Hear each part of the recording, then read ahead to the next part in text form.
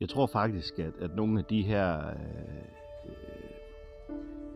noget af det vi ser lige nu, det handler om, at Europa det står lidt alene tilbage med nogle værdier, som resten af verden de er begyndt at bevæge sig væk fra. Ikke fordi Europa det er perfekt overhovedet, men Europa det bygger stadig på mange af de her gamle idéer fra oplysningstiden. Altså demokrati og menneskerettigheder, fri presse, ikke? Og samarbejde mellem landene og retssikkerhed og tanken om, at staten den ikke bare skal kunne gøre, hvad den vil.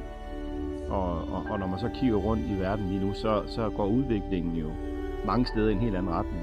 Og vi snakker jo mere nationalisme og mere os selv først, mere fokus på stærke ledere, som man, hvis man kan kalde dem det.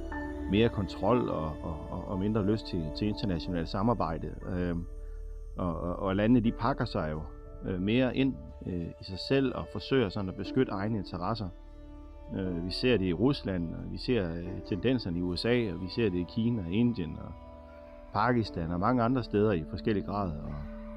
Og det er ikke nødvendigvis gamle, klassiske diktaturer det hele. Folk de kan jo sådan stadig leve forholdsvis frit mange steder, men staten og de store magtcentre, de fylder mere og mere, og debatten den bliver hårdere, og tingene de bliver mere polariseret, og mange steder der bliver kompromis nærmest set som en svaghed. Og altså, der passer Europa jo bare faktisk rigtig dårligt ind, for Europa det bygger stadig op på ideen om samarbejde, og at man taler sammen, og man laver fælles regler, at diplomati og stabilitet er vigtige, og det er meget vigtigere end bare den her rå magt.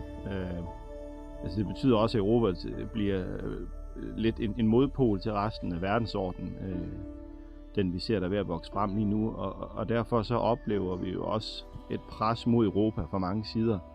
Altså både økonomisk, kulturelt, politisk og især militært. Det betyder ikke, at hele verden de hader Europa, men Europa repræsenterer bare nogle værdier og nogle måder at bygge samfund op på, som andre lande enten føler sig udfordret af, eller ikke længere tror på. Altså det er i hvert fald sådan, jeg ser nogle af de her store linjer lige nu.